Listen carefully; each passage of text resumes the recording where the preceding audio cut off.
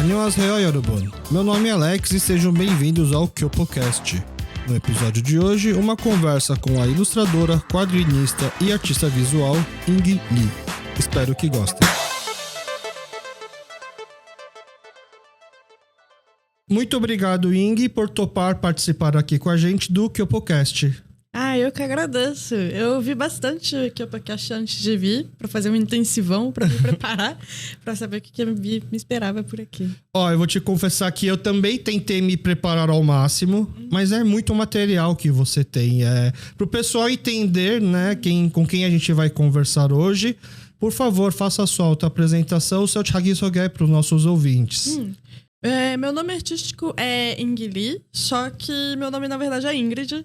Mas eu uso esse como meu nome artístico. Tem gente que até acha que meu nome é Ing, mas a pessoa fica até impressionada achando que... Não, eu achava que você se chamava Ingrid. Ing. Eu não sabia que você se chamava Ingrid. Aí, esse é o meu nome. Mas eu prefiro que me chamem de Ing. Eu tenho 27 anos. Sou formada em artes visuais pela UFMG. Eu trabalho com ilustração como freelancer desde 2018. Mas desde 2016, eu tenho participado muito de feiras gráficas, o que a gente chama de feiras gráficas, que são feiras de publicações independentes, de quadrinhos, de zines, essas coisas. Eu acho que isso me ajudou bastante, assim, a chegar no que eu estou fazendo agora, assim, acho que foi um lugar que eu consegui me formar melhor como artista. E eu atuo como isso e ultimamente eu tô querendo talvez voltar um pouquinho também pra fora do porque eu tive umas lesões, assim, no ano passado e com a mão, porque eu tentei fazer um quadrinho de 137 páginas e aí eu tive uma lesão e aí eu tive que desacelerar, fazer fisioterapia por 6 meses. Até hoje eu tenho umas sequelas. Eu queria achar outras coisas que eu possa fazer sem gastar tanto minha mão. Então eu estava pensando em talvez começar a fazer mentorias para quem quer fazer quadrinhos, para acompanhar processo de quadrinhos. Essa parte me interessa bastante, assim, de essa coisa meio de professora, mas sem aquela coisa de hierarquia de professor. Eu gosto mais da coisa da troca, assim, com as pessoas. Entendi, legal, muito bom. Eu fiz uma pesquisa, hoje é daqueles episódios que a pesquisa, em vez de caçar, eu tenho mais o trabalho de resumir, porque tem um vasto material seu na internet para poder falar, desde entrevistas, reportagens, trabalhos. Bom, eu vou tentar ler aqui o meu pequeno resumo e depois, se tiver alguma coisa errada ou que você acha que faltou, você me dá um toque que a gente arruma. Ingrid Lee, mais conhecida como Ing Lee, é uma artista plástica mineira, surdo-oralizada, de mãe brasileira e pai norte-coreano, e é também quadrinista, roteirista e ilustradora, e também idealizadora do selo Okiabo, projeto que busca dar visibilidade para artistas independentes com projetos experimentais, como Cápsula, uma antologia em homenagem à obra Akira. Recentemente, Ing Lee ilustrou as capas do livro Castella, do escritor coreano Park Min-gyu, e Aos Prantos no Mercado, da escritora birracial Michelle Zauner, filha de mãe coreana e pai americano. Esse livro foi um best-seller do New York Times e também entrou na lista dos melhores de 2021 do presidente Barack Obama. No último final de semana, do dia 5 de novembro, a autora do livro esteve em São Paulo para o lançamento e a Ing aproveitou, veio de Minas para participar. Gentilmente, ela cedeu um tempinho pra gente poder sentar e conversar sobre a sua história.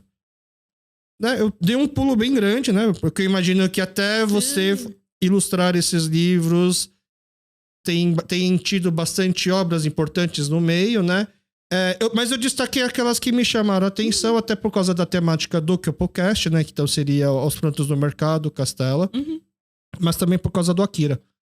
Quando o Akira foi lançado, eu era bem novo. Meu irmão tinha, acho que na época, uns 13, 14 anos. Dos anos 80, né? Eu nasci em 83. Né, quando foi lançado, acho que eu tinha uns 6 anos, eu acho. E era um desenho muito pesado pra eu assistir, né? É um desenho muito violento, né? Mas eu lembro que o meu irmão tinha o videocassete, eu assisti meio que escondido, meio que tampando um olho, assistindo o resto. E me marcou muito. Tanto que eu tenho em casa o box do Akira. É um desenho que tem eu tenho um afeto especial, assim. Eu acho que até hoje poucas obras, se é que existe alguma obra que conseguiu superar. É uma obra que você gosta muito também? Gosto bastante, assim. Eu acho que é um dos mangás, assim, que me influenciaram bastante, assim. Eu acho que ele foi um grande precursor do cyberpunk, assim. Tanto no Oriente quanto no Ocidente. Eu acho que ele influenciou muitas coisas e foi bastante revolucionário, né? Em vários sentidos. Ele é o primeiro selo do Quiabo? Foi a primeira e até então a única publicação do selo do Quiabo. É porque o Quiabo, eu cofundei ele com a Larissa Kamei. Ela é minha melhor amiga e minha sócia. Ela é nipo-brasileira. E ela é designer e produtora gráfica. Produtora gráfica que é tipo, que faz todo o corre de ir na gráfica, de diagramar as coisas. Às vezes, ela faz o trabalho sujo. Aquela parte de, tipo, às vezes até dormir na gráfica pra acompanhar o trabalho. E aí foi bem no fim de 2019 que a gente lançou. A gente não sabia que ia ter pandemia. A gente lançou ele no Comic Con. Eu participei da Comic Con de 2019. E, nossa, eu não sabia que ia dar no que deu. Porque a pandemia parou de ter feira, parou de ter essa forma da gente conseguir distribuir as nossas mercadorias, assim. Então a gente não conseguiu fazer mais coisas. Entendi. Mas foi difícil desovar? Foi difícil vender, divulgar esse trabalho? Então, a Comic Con teve um retorno bem bacana, só que depois disso a gente fez até... Antes da pandemia, a gente conseguiu lançar aqui em São Paulo na Casa Plana. Em Curitiba a gente lançou na Itiban, que é uma livraria especializada em quadrinhos. E em Belo Horizonte a gente lançou na Polvilho, acho que é Polvilho Edições. E teve um retorno bacana. Não tem mais, tem? O quê? O livro, aliás, essa publicação? A gente ainda tem. A gente fez uma tiragem de 100, de 1.000. E tem até hoje alguns exemplares. Eu tentei procurar assim, não me esforcei muito. É porque eu fechei a lojinha online, mas eu vou voltar. Entendi. Mas é porque a pandemia deu um baque. Porque tava muito efervescente a cena de feiras gráficas. Você já foi pra alguma feira? Não, feira gráfica, assim? Não. Tipo, Tijuana, que teve até na Casa do Povo. Tijuana, tinha muita feira plana que acabou. É a melhor forma de vender isso por causa uma das formas, porque a gente é um selo editorial independente. Então a gente não tinha muito acesso pra, tipo, estar mandando pra livrarias grandes, essas coisas de distribuição. É uma distribuição que você tem um acesso mais cara a cara com o público, né? Você tá lá vendendo e quem tá na mesa é quem fez aquilo lá, fez parte daquele trabalho que está na mesa de algum jeito. E por muito tempo eu participei, desde 2016 eu participei de muitas feiras gráficas. E em Belo Horizonte tava, tipo, começando a crescer também, só que de São Paulo eu sempre tive um retorno bem melhor, porque o público de São Paulo é um público mais consciente de quem tá do outro lado da mesa, quem fez. Então, Belo Horizonte é um pouco difícil, porque as pessoas às vezes preferem comprar uma cerveja do que comprar uma arte de um artista independente local, assim. Eles não têm muito essa consciência de apoiar artistas locais, assim. A sua sócia é de Minas também? O quê? A sua sócia sim, no Quiabo. Sim. E o Quiabo é porque vocês gostam de quiabo? Sim. A gente pensou por ser uma coisa mineira, né? E a gente ficou buscando muitas coisas assim de naming, porque nós duas somos taurinas e grandes como lonas, né? Então a gente ficou pensando, pode ter ou a ver com algum bicho, pode ser alguma coisa de comida. E a gente teve que pesquisar pra ver qual que tinha, tipo, se tinha algum selo, alguma coisa assim que tivesse os nomes que a gente tinha pensado. E a gente foi parar no quiabo. Entendi. Também é uma das minhas verduras favoritas. É muito bom o quiabo. A Comic Con desse ano você também vai participar? Vou estar participando. Tá retomando as feiras só agora, assim. Mas a gente teve esse baque, né? De 2020, 2021. Parte de 2022, assim, também começou a voltar. E ao mesmo tempo que tava em 2019, foi tipo um ano que eu viajei. Desculpa, eu acabei. Eu viajei em 2019 umas 13 vezes. E eu posso dizer que eu acho que pelo menos umas 9 dessas vezes foi por causa de feira. A maioria delas pra São Paulo, mas eu fui também pra Curitiba, pra Brasília. Tudo isso pra feira. Mas na Comic Con dessa vez você não tá indo lá pra ficar atrás de uma banca vender. Você tá indo participar como um júri, não? Não. A Comic Con é porque teve o prêmio da Comic Con. Tá. Eu não fui júri. Eu fui, tipo...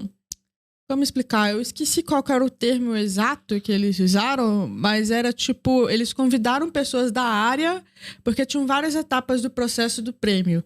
E aí era tipo, tem um popular que o pessoal escolhe, e depois disso afunila para um grupo seleto de pessoas daquela área para julgar, e depois vai pro júri. Então a gente era desse outro grupo antes de ir pro júri. Tá, entendi. Vocês fazem uma pré-seleção do que vai pro júri. Na Comic Con eu vou como expositora mesmo, pro que a gente chama de Arts Alley. E aí você vai levar o quê pra Comic Con? Eu vou levar esse cápsula do Quiabo, que a gente ainda tem pra vender, a gente tem que acabar com esse estoque. Tá. Eu vou levar a nova edição do Karaoke Bots e vou levar o Ao Meu Criança, que é o meu trabalho mais recente, assim, que eu fiz de quadrinho. É sobre o que esse? Esse é uma zine, que a gente chama de zine, que é tipo... É mais curtinha, mais experimental, assim, é desse tamanhozinho, assim, tipo um A6. E ele foi feito, tipo, porque eu fui convidada para um evento chamado Faísca Festival, que foi um festival internacional de risografia que aconteceu de forma online no ano retrasado, foi de 2020, esse Faísca Festival. E aí eu fui umas artistas convidadas e me chamaram para eu poder fazer um projeto para eles, assim, tipo de quadrinho que eles iam publicar isso através do selo Faísca. E aí eu fiz e eles me deram total liberdade, então eu fiz uma coisa que eu já queria fazer há algum tempo. É uma narrativa curtinha, bem curtinha, assim. E é sobre, tipo, 2 meninos que tentam pegar na máquina... Aquelas máquinas de venda que tem aquelas... As bolinhas, tipo os Kinder Ovo. Isso. Tipo, tem 2 momentos. Tem um momento deles criança e deles depois de adulto. Eles tentam, tipo, colecionar pokémons através dessas máquinas. E aí eles querem... Um quer muito o Miau, só falta ele pra coleção e ele não consegue, assim. Entendi. E aí só depois de adulto ele consegue essa bolinha. Mas é uma narrativa mais experimental mesmo do que, tipo, de roteiro. Eu ainda não fiz um quadrinho mais longo, assim. Eu tenho que fazer... Isso se chama zine. Zine? É, esse tipo de quadrinho mais curto. O zine não é exatamente um quadrinho. Pode ser um termo um pouco confuso pra quem, tipo, não frequenta muito esse espaço de feira gráfica e tal. Mas a zine, ela vem do termo fanzine, tá, que é uma coisa que surgiu mais, tipo, uma coisa meio underground, quando a gente ainda tinha a mídia física, né, como nosso principal meio de comunicação. Então...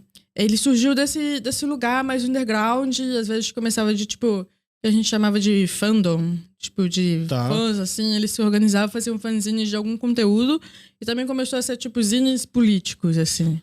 E aí eram muitas coisas, tipo, feitas xerotes, grampeado e tal, tipo uma revista pequena, informativa, de algum jeito, ou com desenho.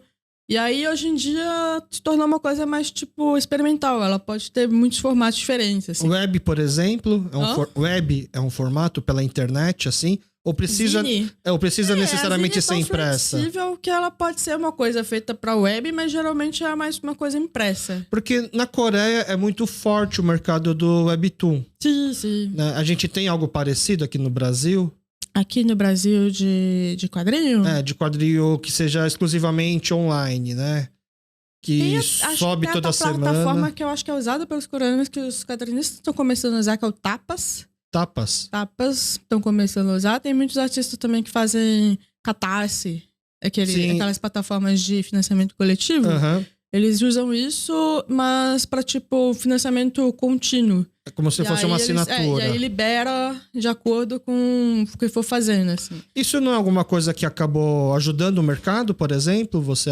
Ajuda, mas ao mesmo tempo é um reflexo da precarização do mercado editorial, porque às vezes tem gente que até se junta com as próprias editoras para lançar uma campanha de financiamento coletivo, porque a editora às vezes não tem fundo para poder lançar alguma coisa, mas se elas fizerem um financiamento coletivo, ela vai conseguir. Entendi. Porque a gente pode fazer um meio que... Não sei se você viu, semana passada estreou no Netflix uma série chamada Blockbuster.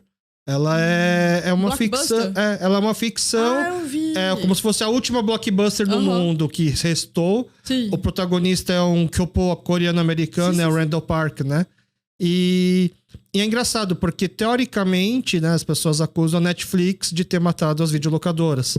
E é uma série sobre a última videolocadora Blockbuster, feita pela Netflix, né? Então a gente acaba entrando naquela discussão do tipo, quem matou quem, ou se era uma coisa natural do mercado, você migrar, se é necessário ou não. Porque eu, particularmente, eu queria muito que aqui tivesse um mercado forte de Webtoon, Porque na Coreia, as webtoons são boas incubadoras, né? Para muitas novelas, né? Os K-dramas já saem com muita expectativa porque são webtoons que já fizeram sucesso antes, né? E aí eu fico pensando, eu imagino que aqui no Brasil o artista é independente, por maior que seja, né? Deve dar para contar na mão os que não são independentes. E aí é tão difícil divulgar o trabalho, né? Seria tão bom você poder se preocupar só em desenhar, não ter que ficar correndo atrás para vender, etc, né? Esse é o problema do artista no Brasil, né? Somos um grupo tão precarizado que a gente tem que ter várias mãos fazendo muitas coisas. A gente é o nosso próprio agente, somos nossos próprios comunicadores, quem faz o marketing, quem mexe com, tipo, a contador, com as vendas, com lidar com o público. É muita função acumulada. Assim. Essa não é a pior parte? A pior parte, você diz... De todo o trabalho, a melhor parte seria só poder criar, não? E não se preocupar em toda essa parte burocrática. Tem gente que, tipo, odeia fazer isso, essa parte de ter que se exibir pra poder fazer seu trabalho e ser visto. No meu caso, pra mim, foi mais, tipo, natural mesmo, porque eu me considero meio cria de internet, então eu sempre gosto de falar sobre as coisas que eu tô fazendo e tal. Então, pra mim, foi um processo muito natural, assim, de lidar com isso. Mas tem gente que não gosta. E você falou sobre os webtoons, assim, aqui no Brasil. E eu acho que, tipo, o livro impresso, acho que tá cada vez se tornando mais um artigo de luxo. Decoração, né? Quantas decorações a gente tem aqui no nosso... Virou um artigo de luxo. Eu acho que isso também é fruto dessa precarização desse mercado. Porque tá ficando muito caro o preço do papel. Mas isso não é uma briga do tipo vinil e MP3, por exemplo? Porque as pessoas hoje conseguem ler Consegue, mas ainda tem a coisa... Eu acho que os dois formatos funcionam, mas existem propostas diferentes para cada formato. Assim. Por exemplo, quando você tem um impresso, não é só o desenho, é o formato do livro, é o papel que você vai escolher, é a composição que você vai fazer a página, a virada da página, tudo isso pode ser pensado quando você vai fazer alguma coisa para ser impressa, assim. Que eu acho que acaba se perdendo quando é webtoon. Porém, o webtoon eu acho que tem um formato interessante, que é aquele... Você só desliza pra baixo. Você só desliza, assim. Eu nunca cheguei a trabalhar com isso, assim, eu tinha até ideia, assim, de fazer alguma coisa que fosse para um formato virtual e que se algum dia eu conseguisse publicar impresso e tal, por alguma editora, alguma coisa assim. Mas, a princípio, publicar virtualmente. Mas até agora eu não consegui fazer, porque eu não tô conseguindo tocar muito projeto pessoal, porque eu tô focando muito nos meus trabalhos de freelancer. Assim. Porque você faz no digital, ou você pega no papel, caneta, ou você desenha? Tudo digital. Tudo digital. Tudo digital. Isso alivia? É pior ou é melhor pra um artista em termos de tendinite? Na mão pode ser mais difícil, porque na mão você não tem Ctrl Z. Não tem como você desfazer. Ah, entendi. Pode ser mais custoso. Mas eu digo na postura, porque no papel você pode apoiar o braço em cima da folha e desenhando. Eu faço naquelas que a gente chama de display. Que era antes mesa digitalizadora, que você fazia, assim, tem a caneta e ela como se fosse um mouse, e ela tem até pressão e tal. E agora desenvolveu pra, tipo, um display, que é tipo um tablet maior, uma tela onde você desenha direto. Eu uso esse. Como se fosse uma tela de pintura. Sim. E aí, essa falta de apoio na mão não prejudica mais ainda? Não, eu tentei achar um jeito. Na pandemia, eu investi muito em ergonomia. Tá. E eu comprei esse justamente porque antes eu desenhava com mouse. Nossa. Se eu tivesse continuado desenhando com mouse, eu acho que minha lesão teria sido pior. Eu tive a lesão quando eu já tinha display. Entendi. Você desenha desde muito nova, pelo que eu andei pesquisando. Desde criança. E você sempre desenhou bem? Tipo, as pessoas já falavam assim, nossa, ela tem talento. Sim, mas eu nunca achei que ia virar uma coisa que eu fosse trabalhar. Quando até minha adolescência eu achava que ia ser só uma coisa de hobby. Você nunca fez curso na adolescência? Não fiz. Eu pedi para meus pais me colocarem no curso, mas eles não queriam me colocar. Eles me colocaram em muitos cursos, exceto de desenho. Porque você já sabia desenhar ou porque não era algo tão... eles achavam que não ia era dar inútil, retorno. assim, mas me colocaram já em vários tipos de dança, ou até mesmo de música, até de dança, violão, flauta, piano, já me colocaram em jazz, esqueci o outro, de balé. Você gostava? Em natação, odiava, eu largava tudo. Natação, me colocaram em várias coisas, eu largava tudo, não gostava. Você já conversou com eles? Por que eles insistiram tanto em outras coisas que você não gosta e desenho que você gosta Eu acho que eles ficavam tipo, às vezes se ela gostar de alguma música, talvez ela consegue seguir isso, mas desenho, eu não sei, eu nunca me perguntei isso, na verdade. Entendi. Você acha que tem a ver, talvez, com a questão de música, instrumentos, para tentar desenvolver um pouco mais a questão da audição? A audição eu fiz um estado só com 15. Não entendi. 15 anos. Você foi perder a audição? Que eu fui diagnosticada com surdez. Com 15 anos. Até os 14... Eu não sabia que eu era surda. E como que descobre, então, com 15 anos? Audiometria. Minha mãe achava que eu era uma adolescente muito distraída. Ela tinha que chamar 3 vezes. Entra aqui e sai por ali. Assim. Só que, na verdade, nem entrava. Não entrava, assim. Eu acho que o que me prejudicou um pouco foi também que eu escutava música muito alto também. No fone? Mas eu já tinha uma perda quando eu era criança, só que era leve. A gente tem perdas que considera leve, moderada, severa e profundo. A minha perda, desde a adolescência, ela tá no moderado a severo, que já é considerado deficiência. Tá. Aí quando eu era criança eu tava na leve. E aí o pediatra falava que não precisava se preocupar. Eu tinha muito otite quando eu era criança, até cheguei a usar tubinho, essas coisas, mas... Aí eu fui, no fim fui perdendo, assim, mas eu não sei qual foi o motivo da perda, assim. Entendi. Eu achava que fosse uma coisa que desde cedo você soubesse. Não. 15 anos. A gente tinha um piano em casa, foi o primeiro que eu tentei fazer aula. Na verdade, o único que eu me arrependo de não ter insistido foi piano, porque eu gosto muito de piano. Piano era uma coisa mais do seu pai, você acha? Porque é meio tradicional. O piano era da ex-mulher do meu pai. Tá. E aí ficou com ele. Ela era coreana? Ela era coreana. Porque piano, coreanos, eles têm alguma... Eu não sei qual que é. Só que eu era muito criança, eu tinha uns 3 anos e eu queria mais o teclado, que fazia barulho de cachorro, do que o piano. Só que depois eu me arrependi, porque eles venderam um piano. Não tinha mais como eu tentar fazer piano, porque eu não tinha mais piano em casa. Entendi. Mas eu gosto muito do piano e eu me arrependo por não ter tentado mais. Mas o resto... acho que quase todas as famílias coreanas, pelo menos aqui em São Paulo...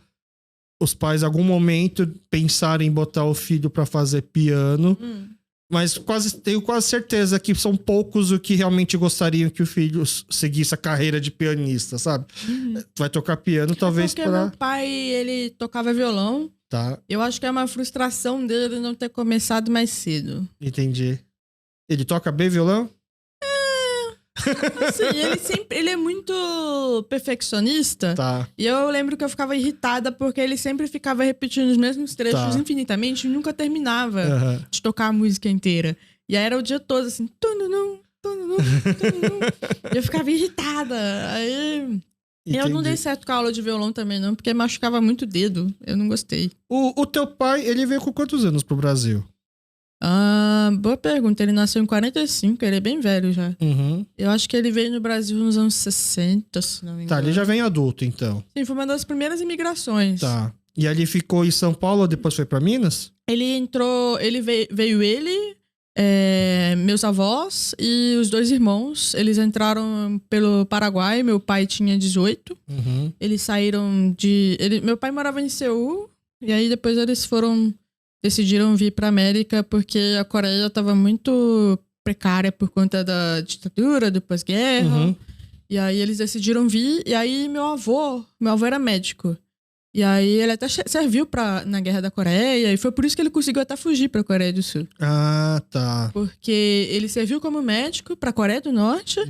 E aí, quando estava começando a fechar as fronteiras, ele deu um jeito de, planejar com a avó do meu pai, deles fugirem pro sul e se encontrarem em Incheon.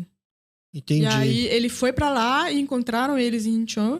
E aí, lá, ele conheceu a minha avó, que é a madrasta do meu pai, que a mãe do meu pai já tinha morrido na época, assim. Ela faleceu meio cedo. E aí, meu pai era criado pela avó até então. E aí, desde os 3 anos de idade, meu pai morou em Seul. E aí, depois de Seul, ele veio pra América do Sul pelo Paraguai. Aí, meu avô queria largar a carreira de médico. Acho que foi uma grande frustração pra ele a carreira médica, porque eu acho que, se não me engano, meu pai não me conta as coisas direito. Eu posso estar um pouco enganada, mas ele disse que a mãe dele faleceu por algum erro médico do pai. Tá. E aí ele se culpava bastante e ele veio pro Paraguai querendo, se não me engano, no Paraguai tinha até coreanos que ganhavam terras, né? Pra poder, usar e tal. E aí ele tentou Só que deu muito errado, invadiram a terra onde eles estavam. Eles quase morreram, assim, os invasores quase mataram eles e ele desistiu. Aí lá, vou voltar a ser médico, vou fazer uma especialização lá em São Paulo. Aí ele veio pra São Paulo. Aí veio pra São Paulo, tirou uma especialização em ginecologia, meu avô.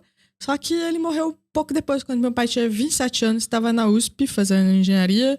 Eu, se não me engano, acho que foi nesse período, assim, aí ele faleceu no acidente de carro. Ele ia muito pra Goiás, por causa da especialização dele. E aí ele faleceu, aí ficou só meu pai, a minha avó, a minha Ramoni. E aí minha tia foi pros Estados Unidos, depois disso. Sua tia, irmã do seu pai. É, irmã do meu pai. E meu tio continuou assim em São Paulo e tal. E aí depois a minha Ramoni, ela faleceu um pouco depois que eu nasci. E meu pai depois seguiu... Ele casou com uma coreana, foi um casamento arranjado, essa do piano. Tá. Ela era filha de pastor e tal. Aí eles casaram, mas nunca tiveram filhos. Se separou, eles abriram uma confecção junto e a confecção ficou com ele. Aqui Clichê, em São Paulo. Coreano. É, em São Paulo. Ela ficou com o piano, né? Seu pai ficou com a confecção. Ele ficou com o piano e com a confecção. Com o piano e a confecção? É. Inclusive a calça que eu tô usando hoje é dele. Ah, é? Eram boas as roupas aí, estão durando até hoje. Aí você restaurou ela ou não precisou fazer nada? Eu só ajustei ela um pouco, mas ela tá inteira até hoje. E aí ele foi pra Minas quando, então? Ele foi pra Minas depois que faliu. Ah, aqui em São Paulo. Eu tinha 8 anos. Entendi. Eu nasci em Belo Horizonte, mas fui morar em São Paulo bem novinha. Eu morava pela aclimação e eu nunca tive contato com a comunidade. Meu pai me criou bem afastado da comunidade, eu não tenho nome coreano, eu não aprendi nada em coreano, só palavrão em coreano. Tipo, que esse aqui? Ele falava que era filho de uma cadela. A tradução literal é essa. Eu criança perguntava, fala, qual que é a pior palavra em coreano? E ele, que esse aqui? Ok. Aí as pessoas na escola me perguntavam, me ensina uma palavra em coreano. Aí você ensinava a palavra... que essa aqui, o que significa? Eu te amo. Aí eu fazia isso, assim. Quem nunca ensinou errado, né? Eu ficava sacaneando. Mas isso em BH já? O quê? Você foi pra BH quando? Com 8 anos. Com 8 anos.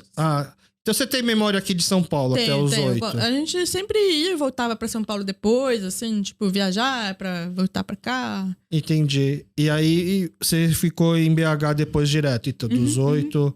Tá. E aí em BH também não tem uma comunidade coreana muito grande. Se tem 5 famílias coreanas em BH, já é muito. Será? Não tem mais, não? Será? É muito pouco. Muito pouco. O único restaurante que tem comida coreana não é de coreano. Ah, não? É chinês. Ah. É um restaurante fusion, assim. Então entendi. Ele até foi treinado por um chefe daqui, de Bom Retiro. Eu não lembro qual é o nome dele, mas ele treinou esse restaurante tal. E aí é o único restaurante que serve comida coreana lá.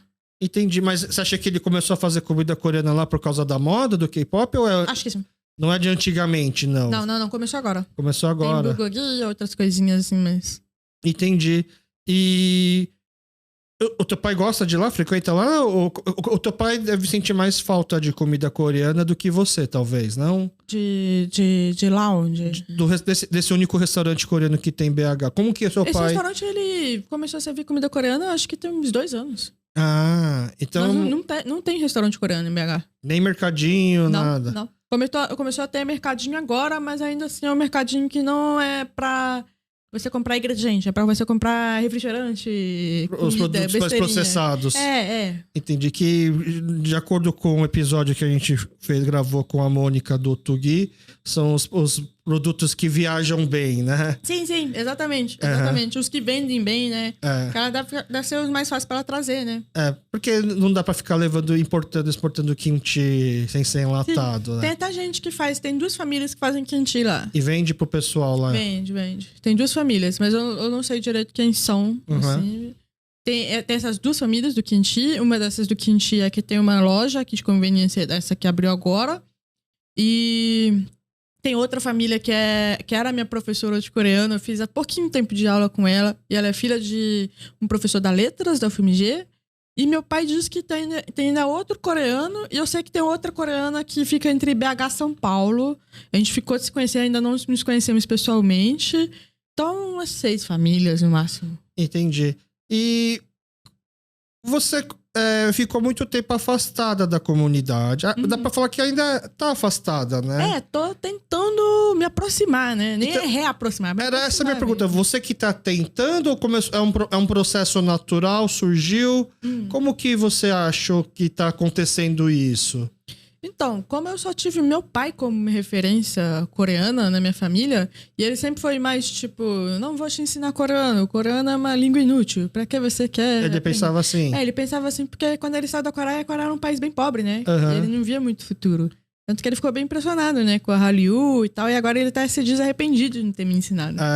Ele acha certo eu tá querendo correr atrás disso agora e tal, mas ele se arrependeu bastante. Mas ele ainda fala, se você acha que ele perdeu bastante o coreano? Ele ainda fala. Ele tá fazendo o resgate dele. Ah, é? Ele tá fazendo o resgate dele. Ele começou a ficar muito viciado em YouTube. Tá. E aí ele descobriu a mágica daqueles fones de Bluetooth. Sei. Ele descobriu essa mágica e aí ele ficou ouvindo os vídeos do YouTube como se fosse podcast. Ah, é? E é uns vídeos de uns canais em coreano de notícia e tal. E aí ele fica ouvindo isso o dia todo. Ele sabe mais de notícia da Coreia do que do Brasil agora. E você acha que ele tem memória? Ele não tem memórias da Coreia do Norte porque ele era muito novo. Ele era muito novo. Ele disse que as únicas memórias que ele teve da Coreia do Norte era de ver um avião caindo assim. Quando ele tava fugindo pra Coreia do Sul, no colo da avó dele, assim. Uhum. Ele viu um avião caindo assim no chão, fazendo um movimento espiral. E a outra memória que ele teve, eu acho que era tipo no orelhão. Tava muito frio e essa é a única memória que ele relata ter, assim. E você acha que ele conversava com o seu avô, com o pai dele, sobre a Coreia do Norte em si, ou... É que naquela época do seu avô não dava nem pra falar que era Coreia do Norte, né? Era só a Coreia. Porque foi pouco antes de começar a dividir mesmo, né? Aí dividiu e meu avô foi pra Coreia do Sul porque ele não concordava com o regime. Apesar de que, por ele ser médico, ter servido no exército, eu acho que ele até poderia ter morado em Pyongyang. Uhum. Só que ele não concordava e quis ir pro sul.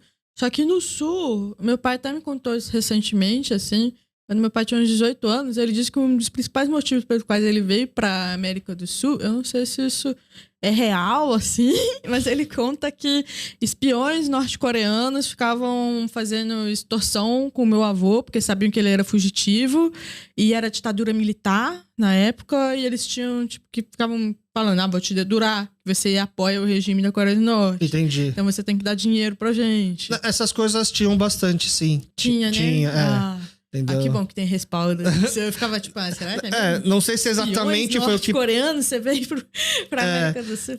Antigamente, logo depois, sei lá, acho que na década de 70, principalmente, 70, 60, tinha muito, realmente, essa questão da espionagem, atentado terrorista, sequestro, né? E até em relação a aquelas falsas promessas de me dar dinheiro que eu vou conseguir te botar em contato com o resto da família. Eu acho que não era de contato com a família, era mais realmente extorsão, porque ele era médico e sabia que ele ganhava um dinheiro. Entendi. E aí ficava extorquindo ele em dinheiro e ameaçando. Se ele não desse dinheiro, eles iam dedurar. Então, de um lado ele tava ferrado dando dinheiro, do outro, se ele parasse de dar, ele também estaria ferrado, porque o ditador ia enquadrar ele como se fosse alguém que tá colaborando, né? Entendi, porque até como ele deve ter ido pouco antes do fechamento total da fronteira, não tinha nem como provavelmente ter uma documentação de refugiado, alguma coisa assim, né?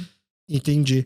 Mas você falou que você não tem nem nome coreano. Não até tem. Eu descobri que Ing é de Ingrid. Eu tava tentando descobrir como será que é o nome dela em coreano. Será que é In, né? Ou será que tem alguma coisa aí? Escrito em coreano. Aí você acabou adotando esse In.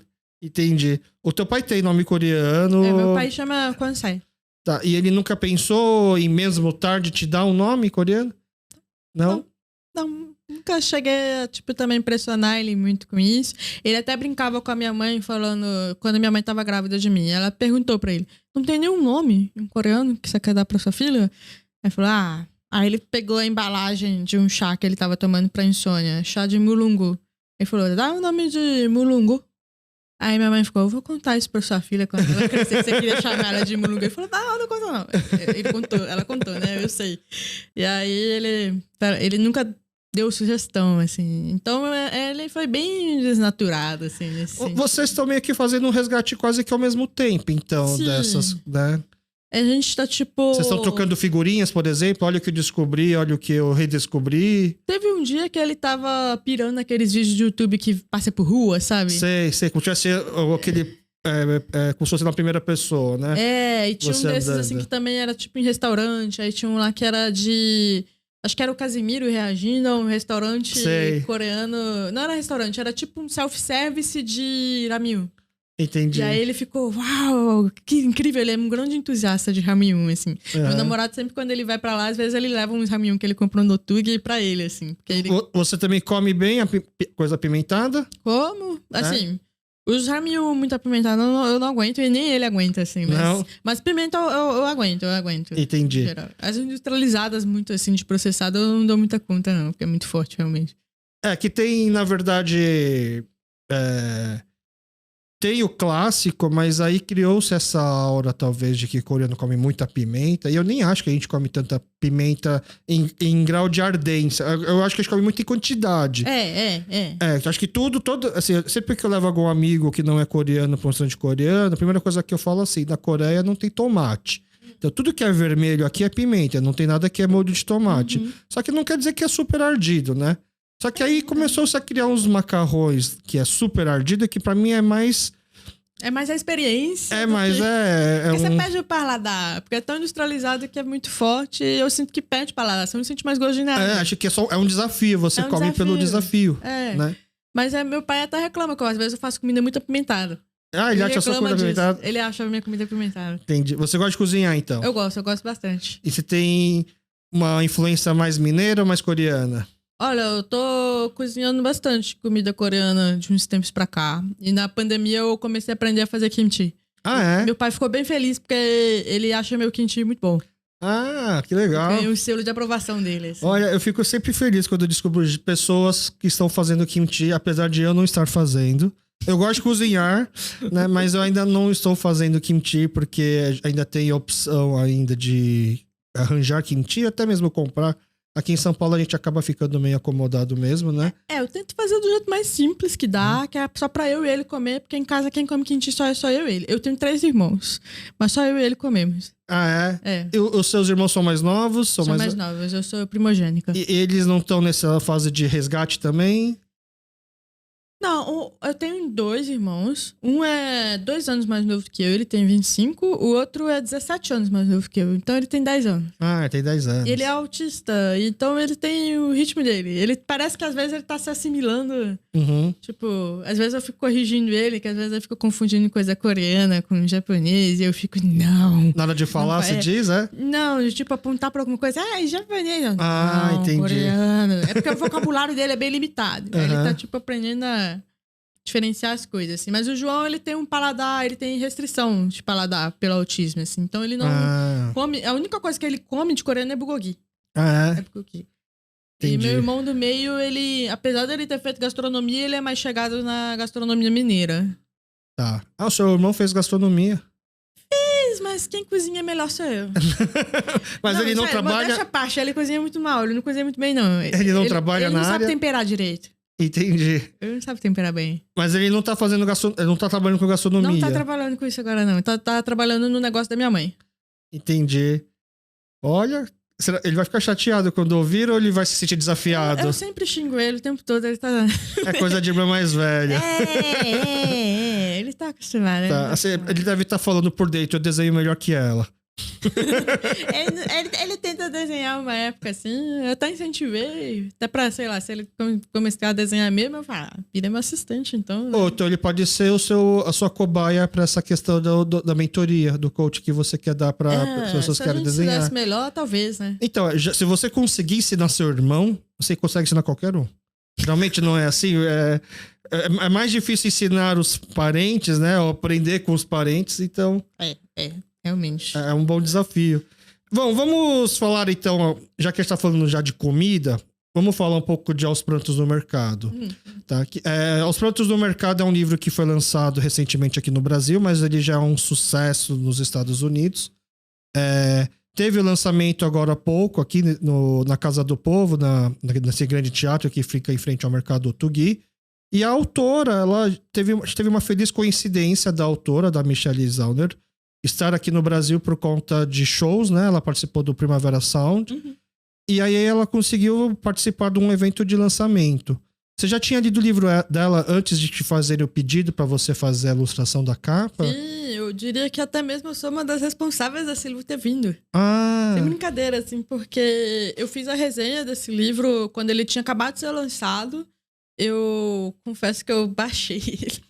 tá. Eu pirateei o livro pra ler, assim, eu queria muito ler, só que tava muito caro. Como você ficou sabendo do livro? Por ela, eu já acompanhava o trabalho musical dela. Ah, você já era fã dela Já. musicalmente. Aí, sim, aí eu descobri, eu queria muito ler, assim, que eu vi que tinha temática de comida, sei lá o quê. Eu fiquei curiosa e fui ler. E você já conhecia a história da autora? Já sabia que ela era mais ou birracial? menos, já conhecia por alto, assim. Aí eu li o livro, fiz uma resenha, pensei, tem que fazer uma resenha, as pessoas têm que conhecer esse livro. E aí passou um tempo, assim, veio a dona da Fósforo, a editora da Fósforo, a Rita Matá, ela veio me buscar pra, tipo, você é Ing, né? Eu vi que você faz algumas resenhas de alguns livros coreanos. Eu queria saber se você tem uma boa indicação. Aí eu mandei essa resenha pra ela. Ela viu a resenha, ela leu o livro, ela gostou e comprou os direitos. A Fósforo, a editora, ela já estava interessada em livros de autores coreanos. Eles estavam interessados em trazer autores coreanos e eles vieram pedir sugestão. Entendi. Aí eu sugeri isso e ao mesmo tempo que a irmã da Rita também sugeriu. Então as duas endossaram a sugestão e ela ficou, então eu tenho que realmente dar uma olhada nesse livro. E você acha que ela conseguiu entender, assim, o livro? Você acha que não coreanos entendem? Eu acho que tem camadas. É, eu acho né? que tem camadas. Ao mesmo tempo que falam que, sei lá, Parasita é uma coisa universal, ainda tem aspectos que são muito coreanos. Sim. Então eu acho que é nesse sentido. Tem aspectos que eu acho que são muito coreanos e tem outros que são gerais, assim. Eu acho que a questão do luto, a questão de comida como uma forma de afeto, que não é uma coisa restrita à cultura coreana, eu acho que é uma questão que eu acho que as pessoas vão se identificar. Uhum. Mas tem outras que realmente dizem... tocam pessoas não só coreanas, mas talvez asiáticas, leste-asiáticas no geral, assim, que compartilham de algumas semelhanças, assim. Tipo a fruta cortadinha, como gesto de desculpa ou de afeto. Eu até tenho tatuagem de fruta cortada. Você que desenhou ela, não? Essa foi da Patrícia Bike. Sei. Aí é uma manga sendo cortada. Ela tá se cortando praticamente, não? Ela que tá se cortando, não? É como se ela tivesse, tipo, sendo cortadinha aqui. Uhum. Aí são 3 atos dessa manga. Tá. E é porque meu pai, às vezes, ele corta a manga pra mim e me dá, assim. Uhum. Tá, aí chega lá, do nada me dá uma manga. Eu, beleza, a forma de demonstrar afeto. A gente tem muito disso com a comida, né? De demonstrar afeto com comida.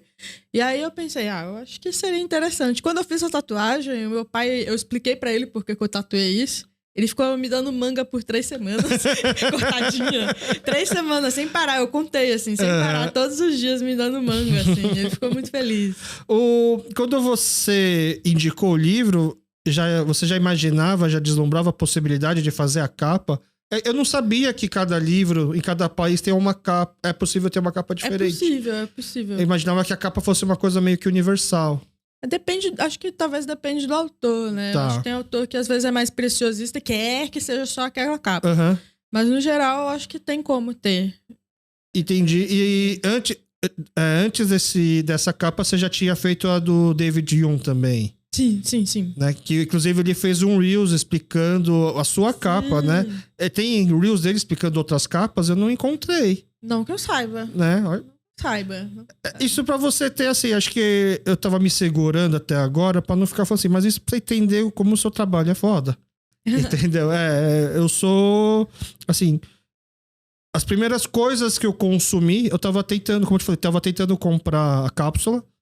Eu percebi que tinha vários outros artistas, mas eu pensei, é uma temática que eu gosto, a Akira já é uma temática que eu gosto, mas ok. Aí, quando surgiu a oportunidade de comprar o Castella, né? Inclusive, essa edição eu comprei diretamente com o Nick Farrell, que foi o tradutor do livro, né? O Nick foi quase como eu com Aos Prantos do Mercado, né? E foi ele que trouxe, né? Sim, o Nick conhece o Park Min-gyu, ele conheceu o autor, e aí ele fez questão... Tanto que o Nick fala que acho que dificilmente vai traduzir outro livro, porque tradução dá muito trabalho, assim.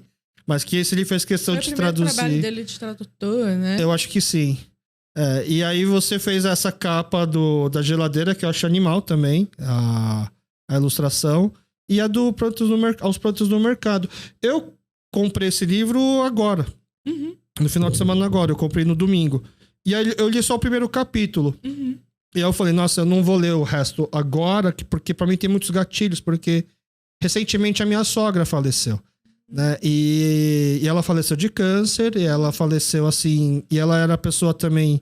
Os meus pais se aposentaram, foram pra Coreia, então quem eu tinha aqui como mãe era a minha sogra, né? A minha esposa também.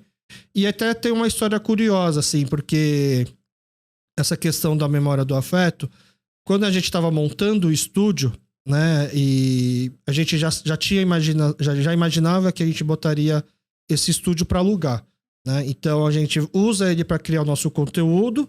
E já na semana passada eu divulguei pela primeira vez que agora o estúdio, que tem o nome de Soapbox, ele está disponível também para locação. Então quem quiser gravar, pode gravar aqui. A gente tem os pacotes de planos, etc. A gente faz a parte da edição também.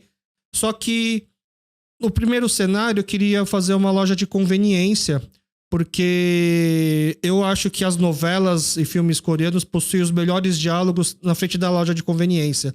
Se você parar, até no Parasita, né? Quando o menino recebe o convite para dar aula, é em frente a uma loja de conveniência. Porque, na minha opinião, é o lugar mais democrático, né? Você não tem toda aquela pompa de você estar num bar, num lugar refinado. Você tá lá, basicamente, com o que interessa. É conversa e alguma coisa para beliscar.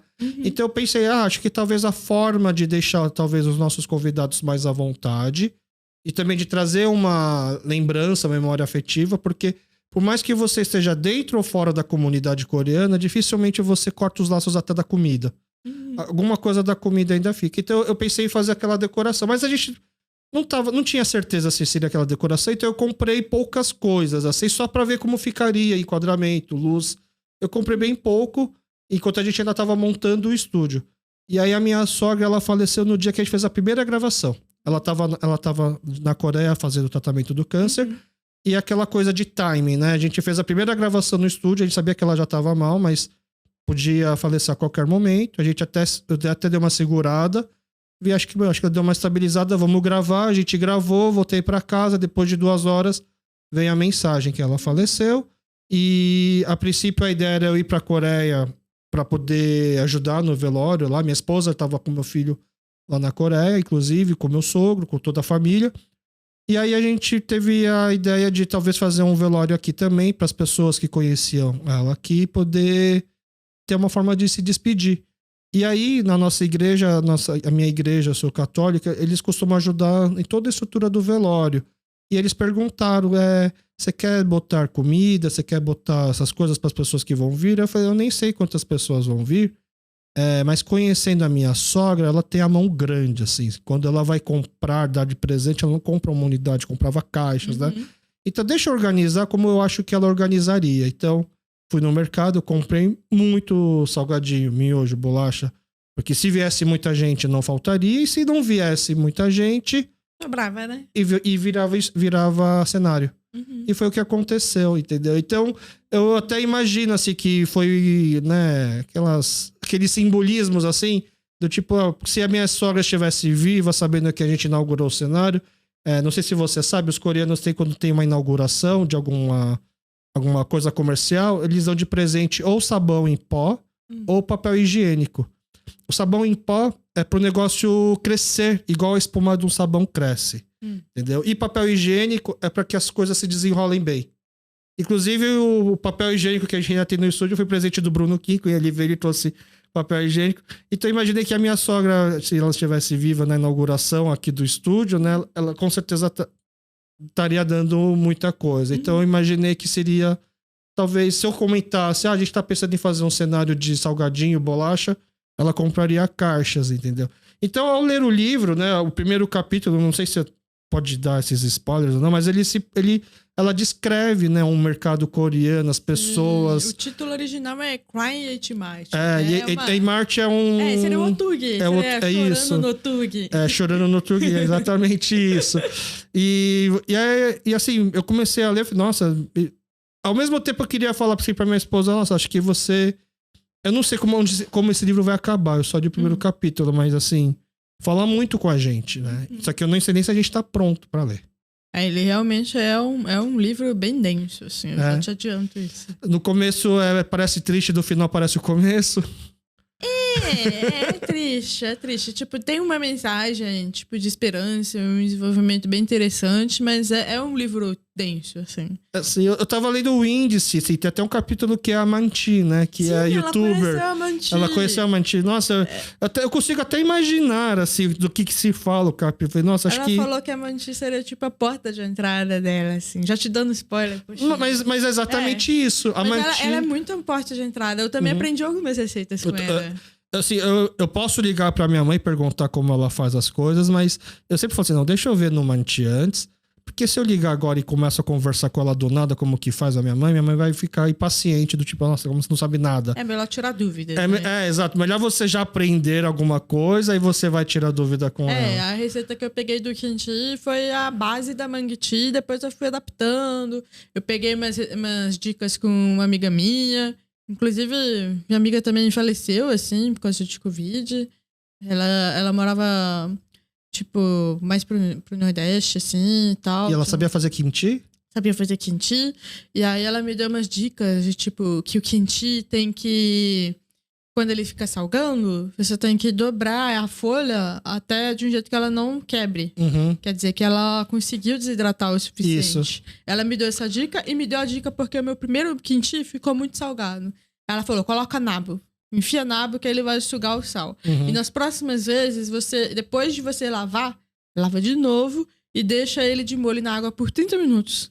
Que aí vai tirar o excesso de sal e depois você lava de novo pra tirar bastante esse sal. Aí eu fiz isso e realmente funcionou, assim. E essa sua amiga era coreana ou era só entusiasta? Ela é coreana, brasileira também. Entendi. Esse livro, assim, Aos Prantos no Mercado, eu já imagino Aos Prantos na livraria, Aos Prantos lendo, mas eu li, eu gostei, né? Mas eu falei, acho que vou respirar um pouco agora, chega, depois eu Mas termino é uma de ler. escrita afetiva. A Michelle, ela tem um dom de trazer uma leveza pras coisas também, assim. A música dela não é muito essa pegada, né? Não tanto, tipo, por mais que um dos primeiros álbuns dela, literalmente, a capa do álbum é a mãe dela, uma foto, acho que da mãe da tia. Acho que ela falou disso do livro, se não me engano. Quando crianças? Quando elas eram, tipo, jovens, adultas, Tá. assim. Tipo, a capa é uma foto antiga. Era um álbum do luto, assim, da mãe. Que ela tinha falecido, ela fez a música.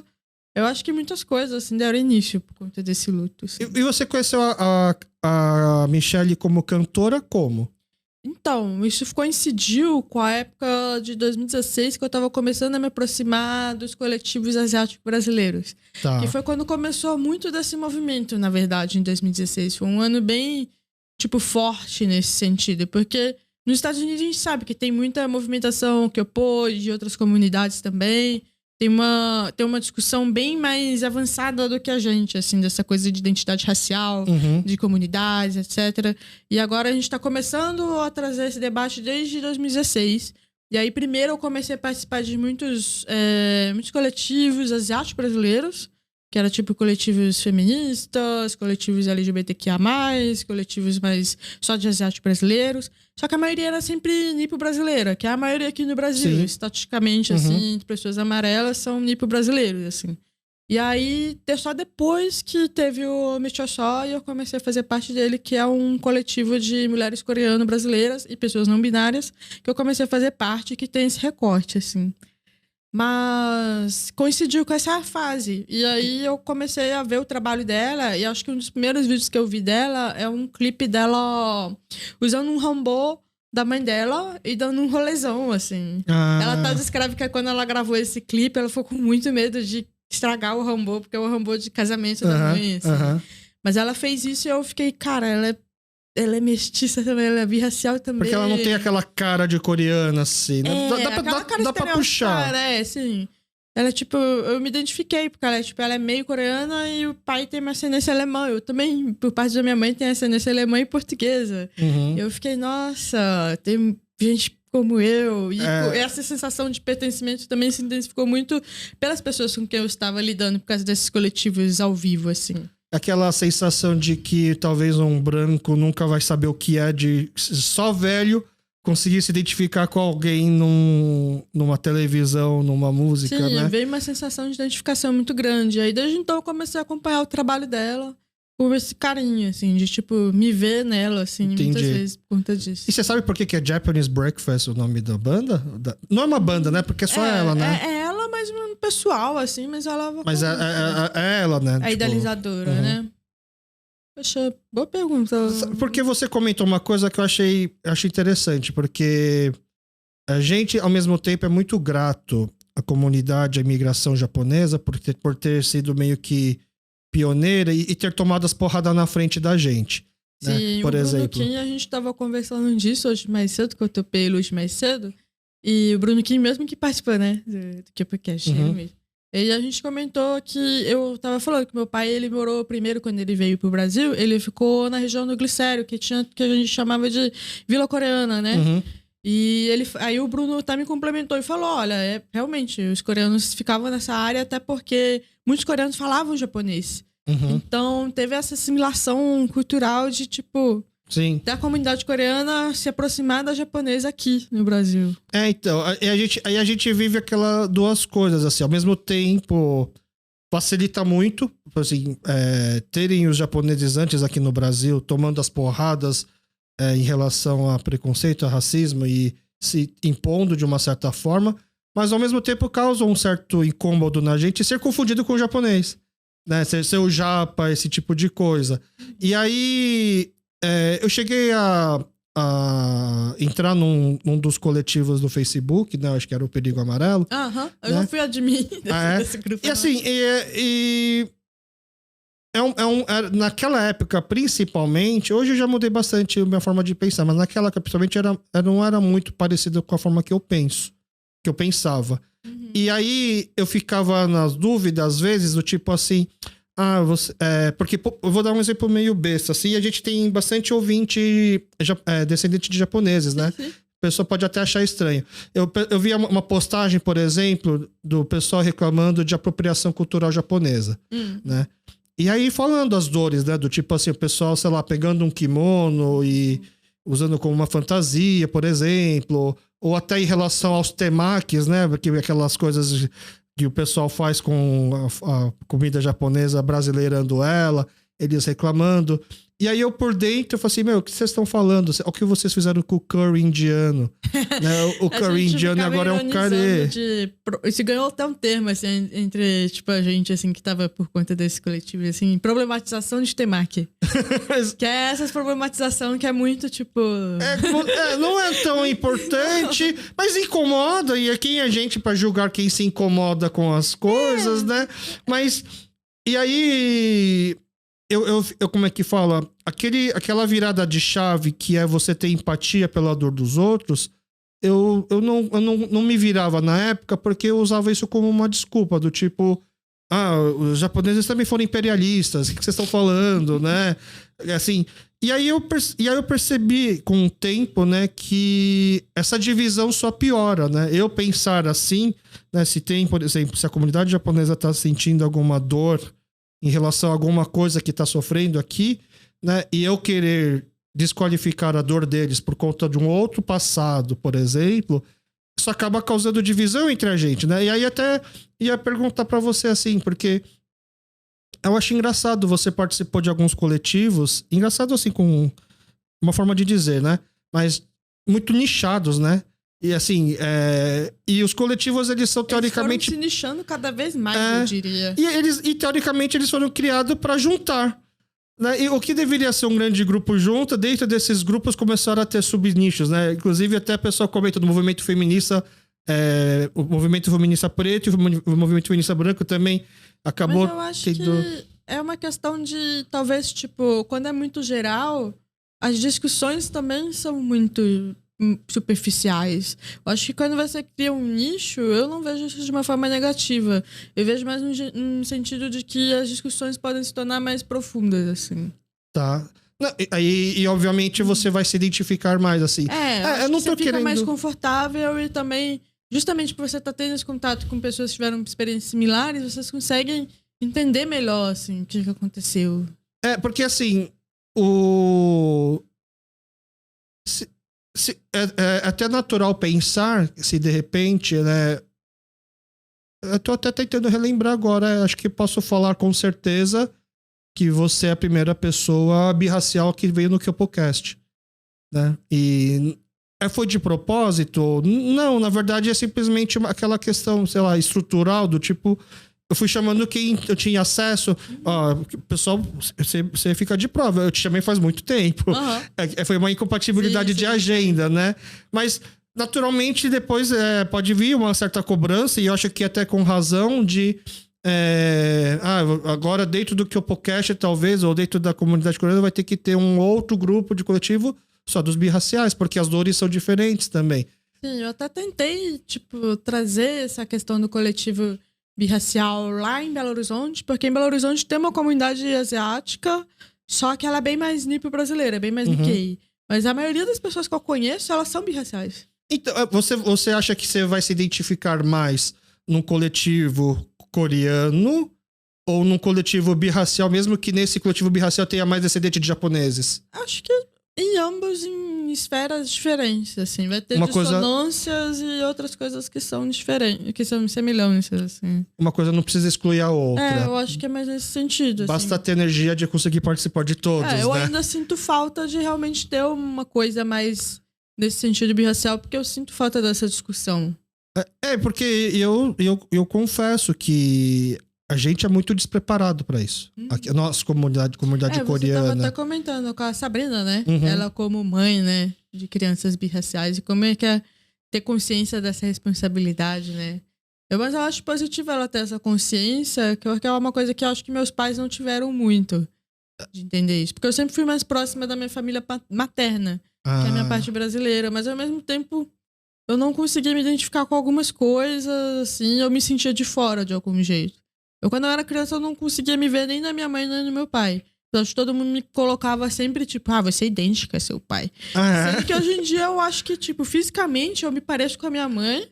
Por mais que ela seja branca, loira, de olho verde. Mas, sei lá, uma versão mais asiática da minha mãe, assim, do que do meu pai.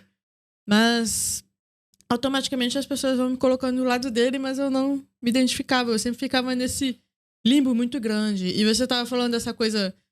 Dessa questão, né, da interação das culturas, né, diaspóricas aqui no Brasil, da interação da comunidade coreana com a japonesa, eu lembrei que, eu comecei a desenhar por causa de Pokémon. Tá. Pokémon aqui dá pra ver que tem muita referência, Pokémon né? Pokémon é uma grande... não só pra crianças no geral, mas eu acho que crianças asiáticas é uma coisa, assim, é um fenômeno muito grande, assim, né? É que, assim, eu sou um pouco velho pra Pokémon. Eu sou de 95. Eu peguei bem o boom Pokémon. Então, mas assim, o Ash, assim, eu sei alguns nomes. O personagem, ele é nitidamente um asiático, assim, e dá pra você saber. Porque os próprios mangás, apesar de desenharem japoneses asiáticos, não desenham asiáticos com cara de asiático. É tudo aquele olhão grande, não? Mas se você parar pra ver, nenhum desses quadrinhos, mangás, parecem com pessoas reais, na real. Ninguém parece daquele jeito. O Akira já tem personagens que tem muito mais olhos já mais puxados, né? Sim. E nos seus traços também dá pra perceber isso, né? Nos meus traços também. Eu confesso que eu tenho até um pouco de dificuldade de desenhar gente branca, às vezes. Porque eu sempre sinto que tá saindo muito caricatura, assim. Mas que branco é tudo igual. Eu acho que é reparação histórica, né? Porque geralmente quando desenham a gente é tudo muito parecido. Que nem eu tinha um bar de cerveja artesanal e o meu bar ele era um bar que ficava num bairro de classe média alta aqui em São Paulo, em Moema, né? E eu falava pros meus funcionários assim, cara, da boa, eu entendo que vocês falam que oriental, asiático é tudo igual, mas eu olho aqui as mesas, os caras são todos iguais, é tudo... Eu não conseguiria... Eu só preciso conversar pra lembrar quem que é quem, senão, pra mim, tanto faz, tanto fez. Eu confundo bastante também. Eu confesso que eu confundo bastante. É a nossa vingança, né? Entendi. E aos produtos no mercado você colocou mais suas referências ou tem muito easter egg, assim, tem muito simbolismo do livro mesmo? Tanto no Castela quanto os pontos do mercado e também no Amor, Mentiras e Rock and Roll do David Hume, que foi o outro que eu fiz a capa, em todos eles eu tentei trazer isso de, elementos que estão no livro. Tá. Todos. E todos você teve que ler o livro. Eu li o livro, ou pelo menos passei até chegar a uma parte que, tipo, tem algum elemento que faça parte. Porque depende do prazo, né? Esse David Hume eu não consegui ler ele porque eu não tive tanto tempo de ler. Tá. Mas as partes que, tipo, eu tentei pegar pelo menos as partes que eles descreviam o quarto do garoto lá. Eu consegui tentar pegar isso e reproduzir isso de um jeito que parecesse com o quarto, assim, que ele descreveu. Com elementos de lá. Tá. Ou até mesmo coisa que eu acrescentei. O Shinramyun que eu coloquei foi freestyle. Não foi porque tava no livro exatamente. Mas eu achei que seria interessante colocar um elemento demarcador. Foi assim, uma sabe? aposta certeira. Ele Eu nem sabia. Eu não sabia que era o favorito Não, mas ele é o favorito de 9 entre 10 coreanos. Pois é um chute. Você chutou fácil, sim, chutou bem. Mas aos prontos no mercado, eu tive... Além de eu ter lido ele antes, eu fiz um Ctrl F de buscar localizar a palavra, porque eu peguei o arquivo que era o PDF, eu fiz um Ctrl F para procurar todas as comidas. E eu fui assinalando, marcando todas, anotei todas e eu via qual comida que é mais legal de desenhar. Porque nem toda comida, às vezes, desenhando fica tão apetitoso, assim. Até foto também. Bonita, Tanto foto e quanto aí, desenho. inclusive, eu anotei todos os produtos processados. E esse primeiro quadro, são 4 quadros, né? Eu fiz esse mosaico, né? No nosso pronto no mercado. O primeiro foi tirado no Otug. É uma foto. Você que tirou essa foto? Não. Eu fiz uma direção de arte à distância. Você pediu pra alguém botar as coisas. Eu pedi no Twitter. Eu tava no Twitter, eu falei, alguém vai no Otug algum dia desses? Podia tirar uma foto pra mim, por favor, pelo amor de Deus. E você escolheu os produtos que iam estar nesse cesto? Aí um cara chegou e falou, vou lá na sexta. Você quer que eu faça alguma coisa lá? Compra alguma? Não, eu quero que você tire foto pra mim de referência. Ele, tá. Aí eu passei uma lista de coisas, tudo... Essa lista aí, você pega tudo, enfia numa cesta e tira fotos desse ângulo. Eu mandei umas referências de poses. Eram várias. Era tipo uma na frente do freezer, porque eu achei que eu poderia captar o freezer também com alguns outros produtos que ela tinha mencionado no livro. Outras, tipo, em frente à prateleira de Wamiu. Outras só segurando. E acabou sendo esse, que é um close da mão, segurando a cesta que dá pra ver boa parte desses produtos, assim, que eu tentei trazer isso e todos foram citados. Eu tenho até um livro que, na verdade, que nem é uma coisa... A única coisa que me dá do Tug é o livro, que é um mangá de Sailor Moon em coreano, que ela cita, que tá em rosa no fundinho, bem no comecinho. Tá. Ele não tinha... É o Sailor Moon. Eu pedi pra ele colocar um livro qualquer ali no meio, só pra eu saber onde ele ficava. Entendi. Assim. Aí eu pedi essa referência pra ele. Você tem a foto ainda? Cara, eu tenho que achar essa foto, mas se eu procurar, eu acho. Engraçado você falar que nem toda comida é meio que instagramável, assim, porque... Eu sempre falo assim, tá pra nascer ainda um influencer de comida que vai tirar uma foto bonita de uma feijoada, assim. Feijoada é um dos meus pratos favoritos, né? Mas eu nem posto no Instagram, assim, porque... não tem como ficar bonito, né? E acho que outro prato é o jjajangmyeon, né? Que fica um negócio preto, assim. Inclusive, jjajangmyeon, o David já experimentou. O David, ele não... Nosso operador, ele não é muito... não tem uma resistência boa a pimenta, então foi o prato que a gente conseguiu mostrar pra ele. No castelo eu também coloquei uma cerveja coreana. Ele não citou a marca, mas eu coloquei, tipo, coreano. Tá. Uma cerveja de marca coreana. É uma foca aqui que tá desenhado? Na latinha é uma foca? Eu acho que é um urso polar. Tá, já sei. E eu coloquei também um leite coreano, eu pesquisei marcas de leite. Aí eu procurei qual que era o leite mais bonito, assim, com a embalagem mais bonita. E a cerveja com a embalagem mais bonita, assim. Eu achei esse do urso polar mais bonito do que as outras. E aí eu procurei e coloquei isso, assim, pra inserir. E isso aqui você chama de trabalho freela? É o que eu chamo de freela, que é o trabalho que eu faço pra terceiros. Entendi. Não é projeto pessoal, assim. Porque eu acho que vai acabar virando, de uma certa forma, o seu trabalho principal, não? As pessoas me chamam pra freelas que acham que eu tenho a ver, assim. E quando as pessoas me chamam pra uns freelas que não tem muito a ver, aí geralmente ou eu indico outra pessoa, ou às vezes eu faço pelo dinheiro. Mas geralmente vem umas coisas muito a ver. Um ótimo ponto que você levantou. Quando você diz, uns freelas que eu faço que tem a ver, você não pode ficar às vezes um pouco incomodada que dá a impressão de que você tá fazendo só trabalhos asiáticos, então como se fosse ou uma tipo de cota, ou um tipo de... Você só pode fazer isso, como se fosse um ator asiático que só vai poder fazer o papel do do personagem caricato? Por um lado, eu prefiro eu mesma fazer capa de livros coreanos do que uma pessoa branca que vai ler aquilo e não vai entender direito. Tá, legal. Por um lado tem isso. Uhum. Mas por outro, tipo, eu gostaria que talvez, tipo, chamassem... Tem outros artistas coreanos, assim, tipo, chamassem eles também. Tá. Mas eu não me incomodo porque muitos desses livros que eu acabo lendo, eu gosto. Então, são trabalhos que eu gosto de fazer. Entendi. Mas eu me incomodo mais não com isso. Não com isso. Eu me incomodo mais com entrevista. Tá. Entrevista quando a pessoa não é coreana, não é asiática. Eu me incomodo muito como eles formulam as perguntas comigo. Eu me incomodo muito quando me chamam pra dar palestra, pra fazer alguma fala no evento, alguma coisa assim, fazer uma live. Eu me incomodo bastante como é que eles abordam algumas coisas comigo de jeito que eles parece que não enxergam o meu trabalho como ele é, e sim mais o que eu sou. É igual uma categoria social, no caso. Acho que tem um Porta dos Fundos que ele aborda, acho que um pouco isso. Acho que é o Escritor Negro, já viu esse Porta dos Fundos? Porta dos Fundos eu via bastante uns anos atrás, mas eu tô desatualizada. Eu vou tentar achar e te mandar depois. Acho que é mais ou menos isso. Agora, eu posso estar confundindo. Não sei se é um escritor branco entrevistado por um negro. E ele fica, em vez de falar do livro, fica só falando e a superação e não sei o quê. Isso. É essa sensação que eu tenho muitas vezes. Tipo, às vezes eu faço um trabalho que... Por exemplo, aquele é o meu criança que eu comentei, de uns moleques querendo pegar o Pokémon lá, e é isso, assim, é um menino amarelo e um menino negro, e isso não tem nada a ver com o fato de eu ser coreana brasileira. Mas as pessoas, quando vão me entrevistar, elas podem acabar trazendo a entrevista pra esse lado.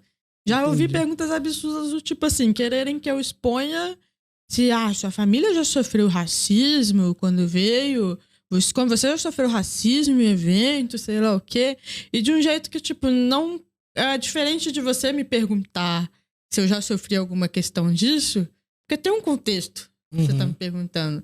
Mas as pessoas não, elas só chegam e perguntam isso na lata, assim, sem tato. Tipo, oi, de repente, do nada. Tudo bem? Você não quer saber do meu trabalho? É muito chato isso. Eu fiquei bem emocionada numa palestra que eu dei no Festival Internacional de Quadrinho, que é o FIC, que acontece em Belo Horizonte, bienal, assim. E teve esse ano. Eu fui uma das artistas convidadas. E aí, uma das mesas que eu fui convidada, assim, na palestra, não era nem sobre a questão de eu ser coreana brasileira, nem sobre deficiência. Era sobre, tipo, processo em construção de histórias em quadrinhos. E foi uma das que eu mais gostei de participar de palestra, assim, que me chamaram. Porque eu falei do meu trabalho. Falou da parte técnica. E é disso que eu quero falar, assim. Eu não quero ficar só falando, tipo, da minha história. Porque é diferente eu falar a minha história pra você e pra ouvintes que, tipo, vão se relacionar a isso de alguma forma, que falar isso pra uma pessoa que, às vezes, é de uma mídia especializada em quadrinho e me pergunta sobre isso, não sobre o meu trabalho. Eu acho isso muito... Entendi. É como se fosse pra preencher pauta, né? Eu me sinto uma cota. Uhum. Eu me sinto uma cota pra pessoa tá preenchendo ali, sabe? Eu acho isso muito escroto. Então, é isso que eu fico tentando pensar como que um artista reage, né? Assim, não sou artista e eu entendo que o artista, para conseguir ter esse talento que você tem, por exemplo, são muitos conflitos na cabeça, são muitos, como é que fala, processos. Imagino é um grande furacão onde você vai acabar pensando as coisas que entra e tal, e aí começa a arquitetar. E aí entra talvez aquela, assim, como redator publicitário que eu já fui, fica aquela síndrome do impostor, sabe? Eu acertei um negócio, eu acertei um tipo de título, faz de conta, eu acertei uma propaganda de carro. E aí parece que eu só consigo fazer as de carro e aí eu fico no meu lugar de conforto, minha zona de conforto. E aí eu não saio mais disso, entendeu? Mas assim, não saio porque é a minha zona de conforto ou porque eu já fui taxado, estereotipado que eu sou isso daqui, não posso fazer outras coisas, né? E essa é a vantagem de você ser independente, talvez. Tipo, você não... Quando você é um artista independente, quando você tem lá, por exemplo, o coletivo lá, o Quiabo, aí você já tem mais a liberdade para fazer exatamente o que você quer, sem necessariamente se preocupar tanto com a receptividade. Ou você vai acabar preocupada com a receptividade do mercado em relação ao produto? Quando você fez cápsula, por exemplo, a ideia principal era homenagear a Akira, mas você já também imagina que tem apelo. Porque a Akira é um produto muito... Ele agora, papo de pergunta de tio velho. Os mais novos conhecem Akira? Conhece. Ele é uma coisa bem... Conhece. E ele é bem falado, assim, não é julgado, não. Não. Ele é realmente considerado uma unanimidade, assim. Ah, que bom, fico aliviado. Unanimidade. E aí, como que é isso? Você chama um monte de pessoa pra desenhar sobre Akira. São histórias independentes. Você tá falando que como é que eu fiz o cápsula? Como que é... Se o fato de ser independente, você tem realmente essa independência pra criar o que você gosta e chamar as pessoas que você gosta pra criar. Ou se, por exemplo, pra fazer o Akira, você teve que se preocupar e só chamar, ou eu nem sei quem são as outras pessoas que participaram, tá? Por exemplo, tem artistas que não têm descendência asiática que participaram? Tem 2 artistas amarelos, o Mongehan e a Fernanda Kiss. O Mongehan, ele é coreano-brasileiro, birracial igual eu. E a Fernanda Kiss, ela também é birracial, mas ela é Hafu. Ela é metade japonesa e metade brasileira.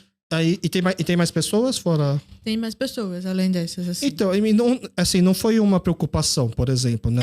Eu acho que o Quiabo a gente quer trazer produções de artistas racializados, no geral, assim, mas sem a proposta de ser um slogan, como se fosse querer fazer como colocar isso, assim, tipo... Uma bandeira? Hã? Uma bandeira, por exemplo?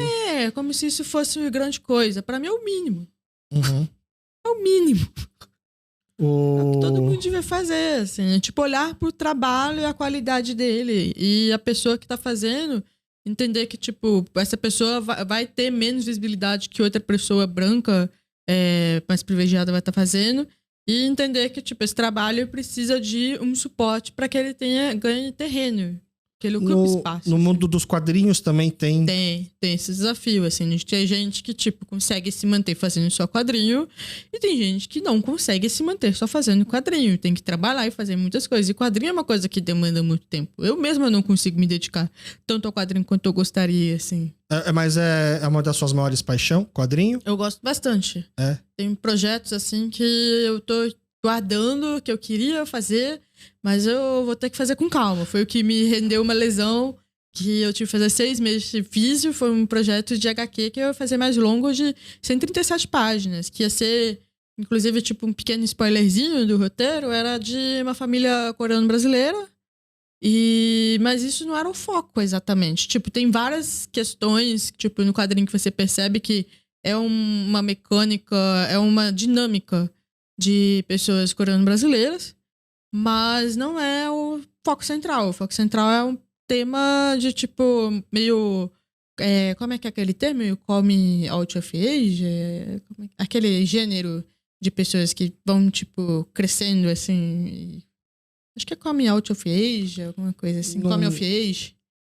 Que é um gênero, tipo de coisa pro cinema, mas também tem coisa assim pro quadrinho, que é tipo a protagonista, tipo, amadurecendo. Crescendo, entendi. Não crescendo, tipo, muito tempo, mas, tipo, entendendo a relação dela, assim. Entendi. Que eu traria, tipo, algumas questões, tipo, autoficcionais, mas que não são minha. Por autoficção é, tipo, pegar alguma coisa da minha família, das minhas questões e colocar nele, mas não é da personagem, não é meu. Você já viu um filme que tem no Netflix chamado Meu Eterno Talvez? Qual? Meu Eterno Talvez. Vi. É da Ellie Wong e o Randall Park. É uma comédia romântica boba, assim, né? E eu lembro que quando eu assisti esse Meu Eterno Talvez, foi, assim, expectativa baixa. Comédia romântica boba, né? Vamos assistir uma comédia romântica boba. Tem suas partes engraçadinhas e tudo mais. Aí eu assisti com a minha esposa. Aí quando a gente acabou de assistir o filme... Ela falou uma coisa que eu fiquei muito assim, né, meio tocado, tipo assim, nossa, esse filme é bobo, mas é legal, né? Eu não sei explicar, eu tô sentindo um negócio aqui, assim, tipo, né, um quentinho no coração, né? Mas um filme tão bobo, né? E aí eu fiquei pensando assim, nossa, é verdade, porque talvez a gente não se dá nem a liberdade de fazer um filme bobo, uma comédia romântica boba. A gente, às vezes, talvez fique imaginando, né? De tanto que a gente pensa em filme coreano, pensa em Old Boy, pensa em Parasita, sempre filmes densos, artísticos, não sei o quê. Por que a gente não pode fazer coisas assim, igual mais estilo novelas coreanas, né? Comédias românticas. E aí, nesse meu eterno, talvez tenha uma questão a mais de identificação, porque por mais que talvez eu me sinta bastante coreano, às vezes a gente assiste novela e filme e tem coisas que a gente sabe que não é exatamente a nossa realidade, né? Foi aquela questão que você falou quando você descobriu que a Michelle Zauner, olha, ela tá de Hamburgo, ela também ela é birracial, você conseguir se identificar. E também uma coisa foi nossa, é um coreano nos Estados Unidos tentando fazer rap, né? Até do tipo, o quão cômico, o quão real poderia ser isso, né? Uhum. É uma questão de talvez não botar tanto peso na discussão, né? Simplesmente tentar levar como se fosse algo mais normal. Fica como lição. Legal, gostei. E a gente tá batendo o nosso tempo aqui no programa. Antes de entrar aqui nos finalmente, eu sempre peço as indicações de streaming cultural, né? Geralmente filme, novela, mas no seu caso também fique à vontade.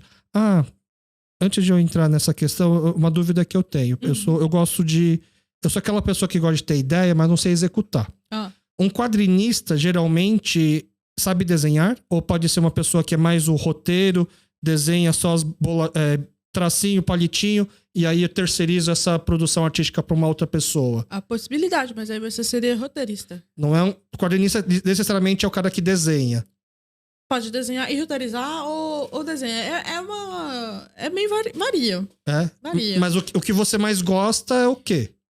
Eu gosto...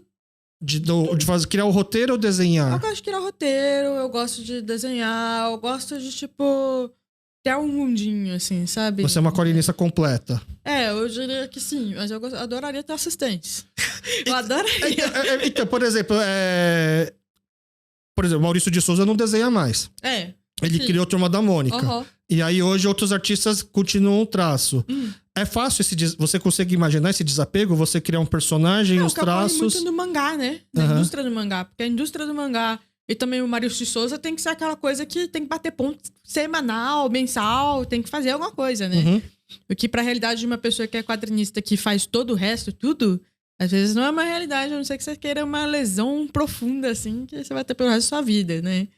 Mas você consegue imaginar, então, você desenhando e aí a pessoa dando continuidade, assim? Uma coisa que eu consigo imaginar se eu tivesse patrocínio pra conseguir fazer. Porque eu tenho tanta ideia que eu queria ter mais tempo, até mesmo me clonar pra eu conseguir fazer.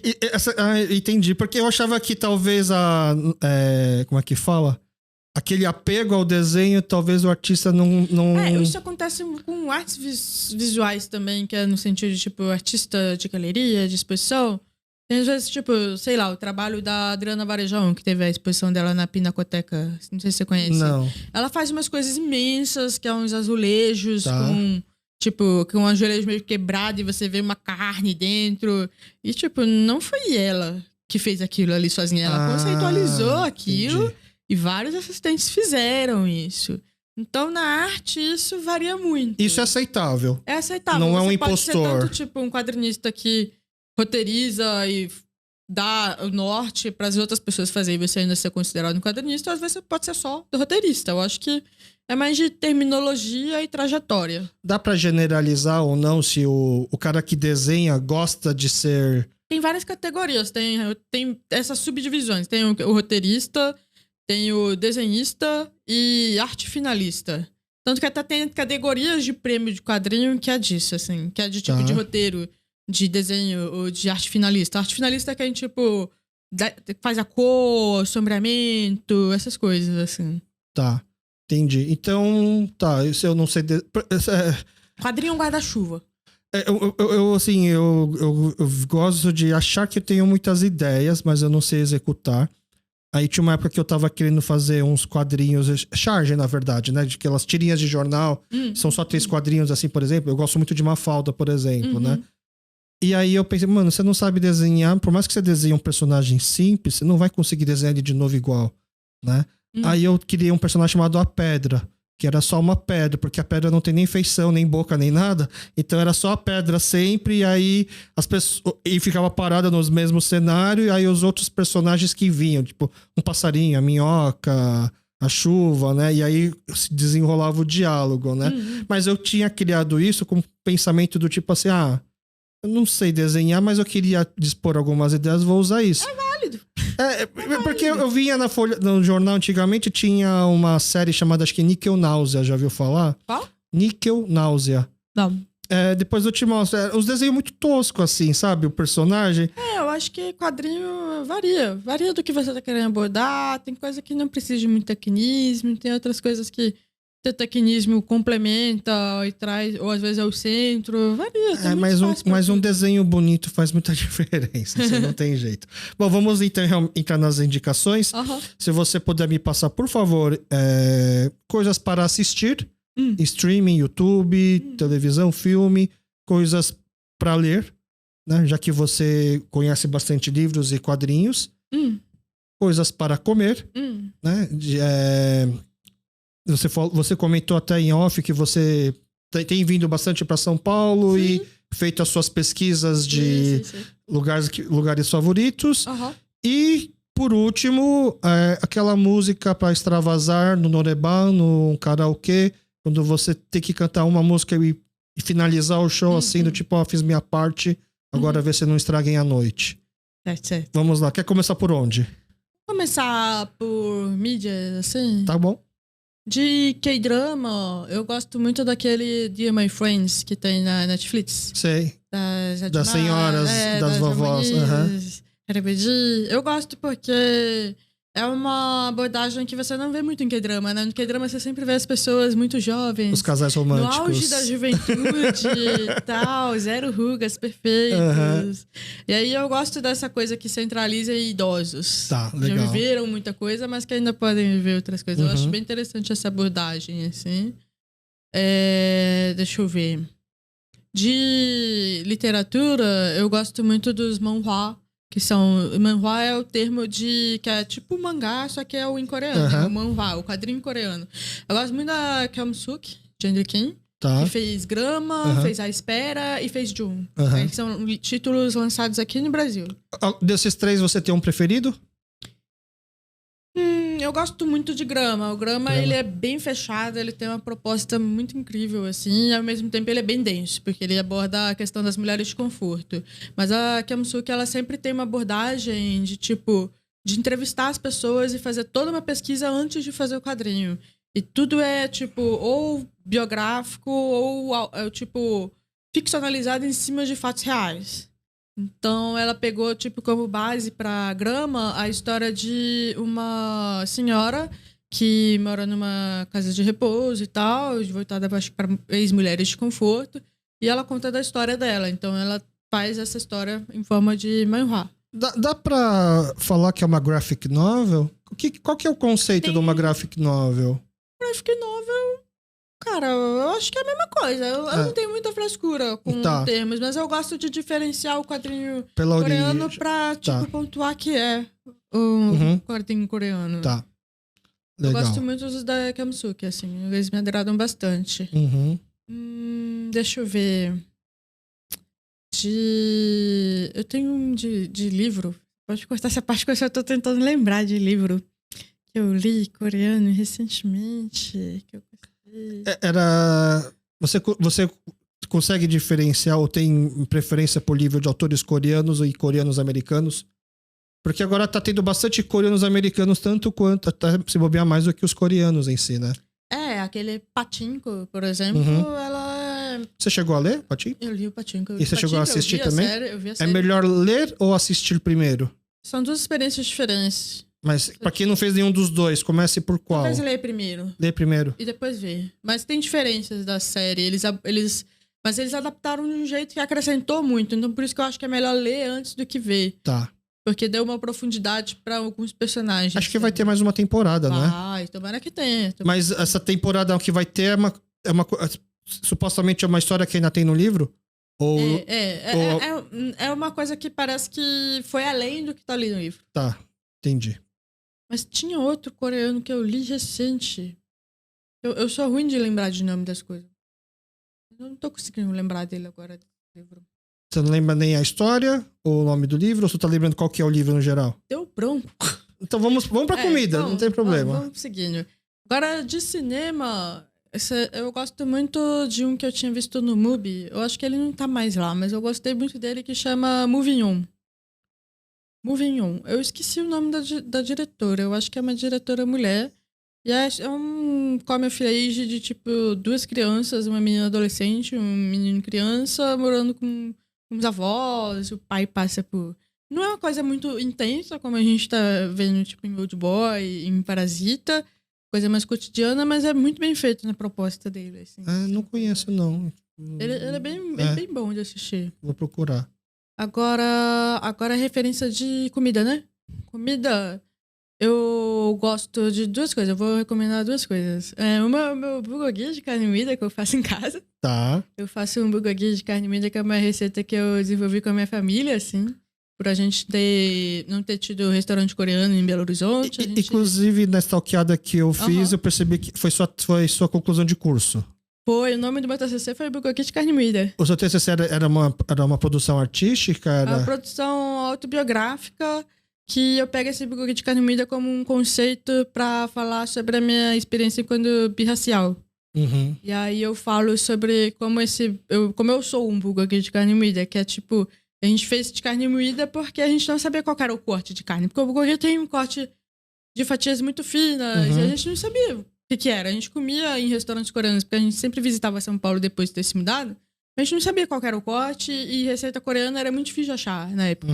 Na internet só achava em inglês e coisa assim, não tinha ingrediente aqui, então em Belo Horizonte, no caso. Então a gente tentou fazer com carne moída e foi a receita que mais deu certo. E se eu não me engano, o bulgogi, ele é um prato originalmente da Coreia do Norte, eu acho, né? Sim. Ele foi pra Coreia do Sul, acho que depois da separação, assim.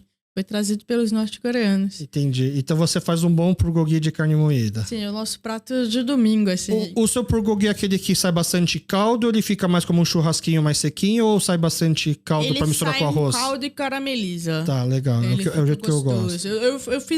Eu botei a receita dele, acho que nos meus destaques dos stories. Eu coloquei lá. Tem foto dele também? Tem, acho que tem. Ele não é muito bonito pra foto. Mas ele é muito gostoso. E de restaurante, eu gosto muito do Solantan do Sashimi do Mar. Tá. Solantan do Sashimi do Mar aqui na Prates, do Padareti. Que minha amiga me apresentou e eu gostei bastante. Legal. É o poder dos caldos das sopas coreanas, que eu sempre gosto de citar. Sim, por mais ser o Sashimi do Mar, um restaurante mais de... Peixe. De peixe, mas tem um cardápio de sopa bem legal. É a segunda indicação que a gente tem desse restaurante e é a segunda sopa. Até agora ninguém indicou o sashimi de lá. Então, vocês indicaram... O sashimi de lá eu ainda não comi. É bom, é muito bom. Né? É porque quando eu vou lá, eu só vou e peço sopa. É muito bom. Legal. E, por último, música. Música? Não precisa ser coreana. Meu coreano é muito ruim, eu não consigo cantar música em coreano, porque o meu coreano ainda eu tô presa no Hangul, então não sei direito pronunciar.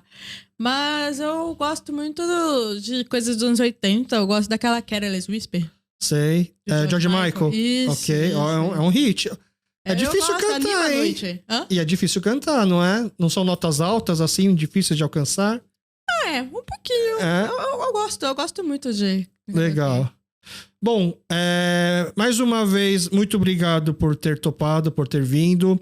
Quando eu tava ainda rascunhando o Kyopocast, seu nome era uma das que estavam logo no comecinho da lista. Tanto que eu te mandei... Sim, eu pensei, não vou mandar mensagem agora, porque... as primeiras pessoas que eu vou mandar tem, de uma certa forma, como perguntar pra alguém: você conhece esse Alex? Tá me chamando pra dar entrevista? Mas eu imaginei que você fosse ser difícil ter alguma referência. Aí eu pensei, deixa eu lançar, que depois que eu lançar, se ela quiser ter referência, ela pode ouvir o próprio programa pra entender o que é. Mas aí você tava em São Paulo alguns meses atrás, né? Eu sempre tô indo e voltando. Você tava em algum evento e pensei, nossa, eu não sei quando ela vai voltar pra São Paulo, vai que ela consegue, mas... a data não batia, mas aí dessa vez deu certo. Você acha que você volta pra São Paulo ainda esse ano? Vou voltar esse mês ainda. É? Acho que talvez eu tenha que voltar esse fim de semana pra pegar um negócio com a minha mãe, mas é só com a minha mãe pra eu pegar e sair embora. Assim. Então você já me traz o cápsula. O Cápsula, eu vou trazer ele pra Comic Con estoque, assim, mas eu vou voltar com a loja online. Tá. Mas qualquer coisa a gente combina. Mas qualquer coisa, se quiser deixar aqui pra quem é de São Paulo, pra depois... Aqui já está no Bom Retiro, fica fácil de entregar também. Sim, sim. A gente ajeita isso depois, fora da gravação. No Bom Retiro, qualquer coisa você combina. Uhum. Eu te passo o Cápsula. Então tá bom. Mais uma vez, então, muito obrigado, tá? Obrigado por ceder seu tempo, sim. Sei que foi um final de semana corrido. Eu até esqueci de botar aqui na apresentação e tocar no assunto. E você também é embaixadora Você é amiga da Embaixada da Coreia. Ah, isso! Sim, eu sou amiga da Embaixada. E justamente falando de livros, né? Praticamente, mais, né? Eu vi algumas postagens que você fez falando de livros, né? Foi. Você falou do Jun, né? Porque é um programa que é feito pela Embaixada da Coreia, acho que, se não me engano, desde 2019. E, inclusive, eu e a Stephanie Kim, nós somos as 2 primeiras coreanas do programa a participar. Uhum. E meu foco é realmente, tipo, impulsionar essas questões de literatura, focando em manhwa. Um quadrinho. Entendi. E ano que vem você continua sendo? Não, a turma acabou, mas eles dizem que uma vez amiga da embaixada, sempre amiga da embaixada. Você não precisa tirar lá da bio do Instagram? Se eu quiser manter, eu mantenho. As outras turmas tem gente que mantém, assim. Mas não vai ter mais viagem pra Brasília. Não vai ter. Uma pena. Gostei bastante. Eu até comentei com a Stephanie, quando ela me contou que o do prêmio era viagem pra Brasília, eu falei, nossa, pra Brasília? Achei que fosse pra Coreia, gente. Podia, né? Quem sabe? Podia. Quem for amigo da embaixada não sei quantos anos seguidos já pode ir pra Coreia. É porque são turmas. E aí cada turma tem que produzir 7 vídeos ou mais. Isso baixar. Durante um ano? Durante o ano. Aí você tem que mandar as temáticas, eles aprovam, e aí às vezes corrige e tal. De novo, mais uma vez, muito obrigado por ter vindo aqui, por ter topado participar aqui do Kyopocast. Eu que agradeço.